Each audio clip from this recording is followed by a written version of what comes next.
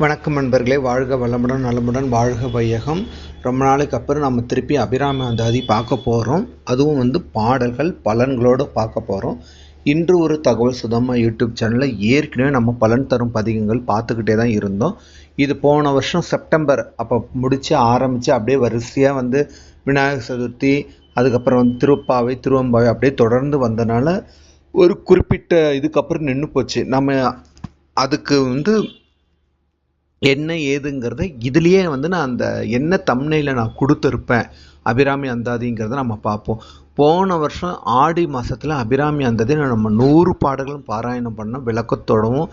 உங்களோட ஆதரவு, ஆத்தாவோட கருணை அது போன வருஷம் பண்ணணும்னு இருந்தது, பண்ணோம். உங்களோட பேராதரவால் தான் முடிஞ்சுது. ஸோ இப்படி தான் நான் போன வருஷம் இது செப்டம்பரில் கொடுத்த எல்லா தம்ப்நெயிலுமே இங்கே அட்டாச் பண்ணியிருக்கேன். ஸோ 9 பகுதிகள் பார்த்துருக்கோம். காப்பு பாடல் ஆரம்பித்து இந்த பாடல்கள் பாடினா என்ன, வேண்டியது வேண்டிய வண்ணம் அமைச்சு தரும் பதிகம் 25, 38. அதே மாதிரி அதிகமான பாடல்கள் இருந்தால் பகுதி 3லே 1, 2 அந்த மாதிரி கொடுத்து முன்னேற்றத்துக்கு தேவையான பாடல்கள் என்ன, ஏன்னா இது மக்கள் கேட்டிருந்தாங்க. ஸோ நீங்கள் மொத்தமாக 100 பாடல்கள் எங்களால் பாட முடியாது சார், எங்களுக்கு இந்த பிரச்சனை, வேலை சார்ந்ததுக்கு எத்தனை பதிகம், அதே மாதிரி எங்கள் வாழ்க்கையில் ஒரே கடன் பிரச்சனை திக்கத்துக்கு எத்தனை பதிகம். ஸோ ஒவ்வொன்றா எனக்கு குழந்தை இல்லை, கடன் வறுமை, அதுக்கப்புறம் எனக்கு இந்த ஒரு ஸ்பெசிஃபிக்காக என்னென்னலாம் பாடினா கரெக்டாக இருக்கும் அப்படின்னு மக்கள் கேட்டதுனால ஒவ்வொரு 100 பாடல்கள் கொடுத்ததுக்கு அப்புறம் ஒவ்வொரு பதிவாக கொடுத்து இந்த பாடல்கள் பாடினா இந்தந்த பலன்கள் சொல்லி கொடுத்தோம். அது எல்லாமே இந்த தம்ப்நெயிலில் உங்களுக்கு அட்டாச் பண்ணியிருக்கேன். இது போன வருஷம் செப்டம்பர். நம்ம சேனலில் போய் பார்த்தீங்கன்னா எல்லாமே இருக்கும். சாம்பிளுக்கு 1, 2 நான் அட்டாச் பண்ணுறேன், நீங்களும் அதை பாருங்கள். ஸோ 9 பதிகம் கொடுத்துருக்கோம். இப்போ 10வது பதிகம் ரொம்ப ரொம்ப முக்கியமான பதிகத்தில் வரும். அதுக்கு முன்னாடி இது வரைக்கும் நீங்கள் இந்த அபிராமி அந்தாதி நம்ம சேனலில் பார்க்கலன்றப்போ ஒரு சுருக்கமான கதையோடு நான் சொல்லிடுறேன்.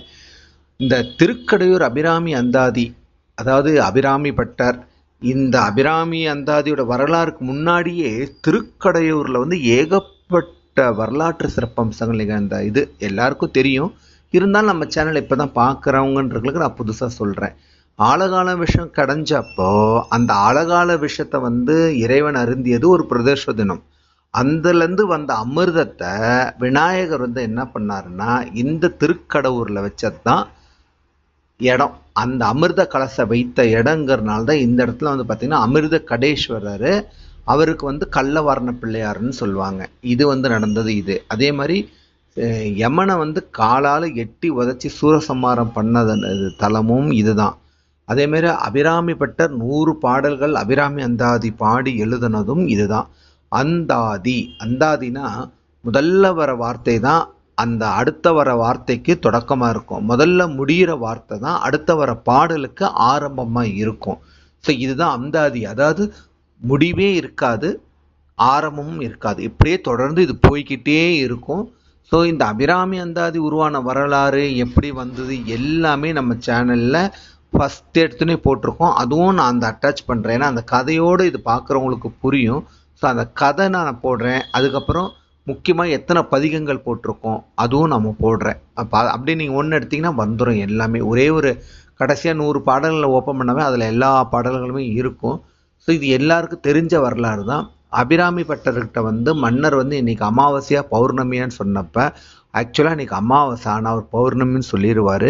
ஸோ இந்த நிகழ்வை நம்ம மாற்றி காட்டுறதுக்கு அவர் பொய் சொல்லலை, ஆனால் உண்மையாக பார்த்தா அவர் பொய் சொல்லவே இல்லை.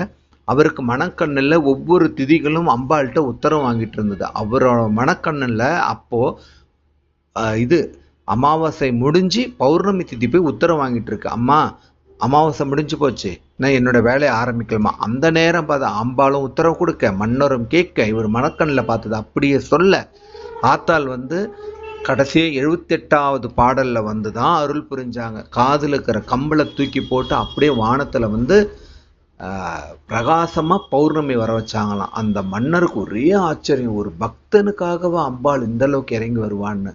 ஸோ எந்த பாடலும் நம்ம ரொம்ப வருஷம் ஏறக்குறைய ஒரு 10 மாதம் கேப் விட்டுட்டோம், திருப்பி பண்ணுறதுனால கணபதி காப்புலேருந்தே நம்ம ஆரம்பிக்கலாம். அப்போ தான் நம்மளோட இந்த ஒரு திரும்பியும் இந்த பதிகங்கள் முழுமை பெறும்.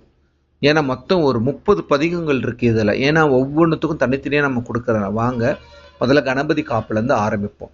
தாரமர் கொன்றையும் செண்பக மாலையும் சாத்தும் தில்லை ஊரர் தம் பாகத்து உமைமைந்தனே உலகேழும் பெற்ற சீர் அபிராமி அந்தாதி எப்போதும் என் சிந்தையுள்ளே காரமரமேனி கணபதியே நிற்க கட்டுரையே.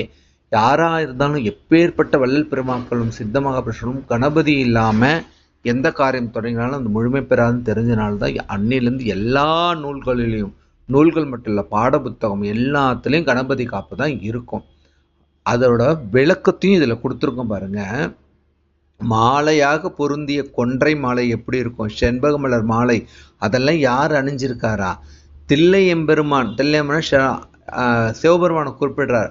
அந்த தில்லையம்பெருமானுக்கும் இடபாகத்தில் ஒரு என்ற அம்பையாளுக்கும் உமாதேவிற்கும் குமரனாக பிறந்த கணபதி காப்பியே.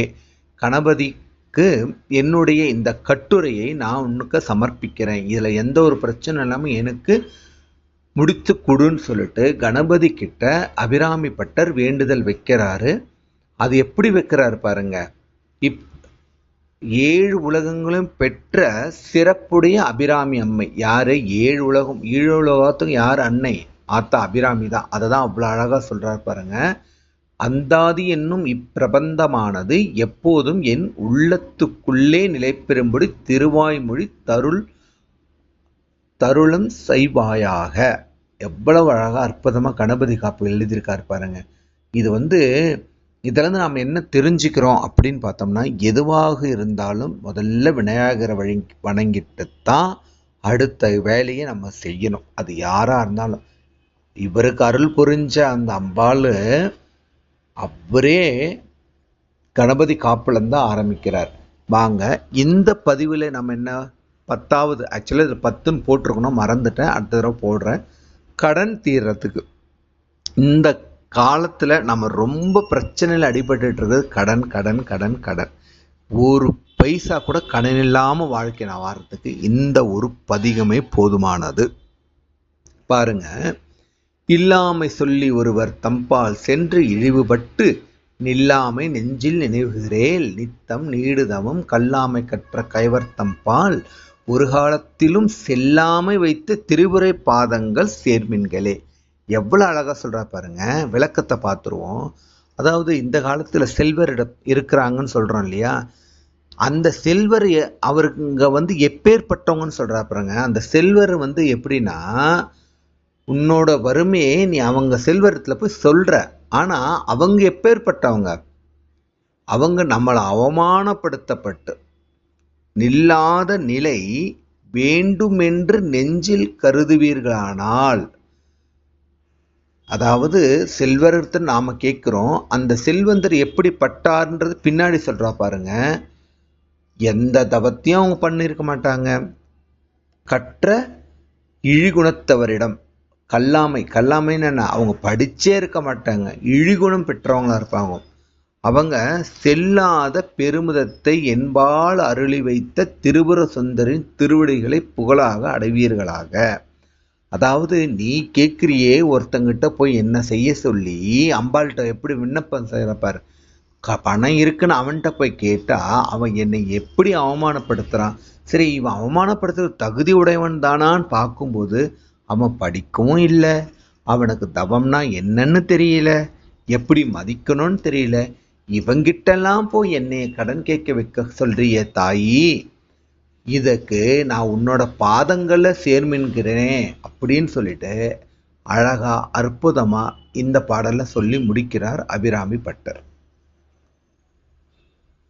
இதுல பாருங்க, நாம் சொன்னோம்ல அந்தாதினா என்னன்னா, ஒவ்வொரு பாடலும் எதுல முடிக்கிறாரோ அதுல தான் அடுத்த பாடல் ஆரம்பிப்பார். முந்தின பாடல்ல இல்லாமைன்னு சொல்லி முடிச்சிருப்பாரு 53வது பாடல்ல. அதனால 54 பாடல இல்லாமைன்னு சொல்லி ஆரம்பிக்கிறார்.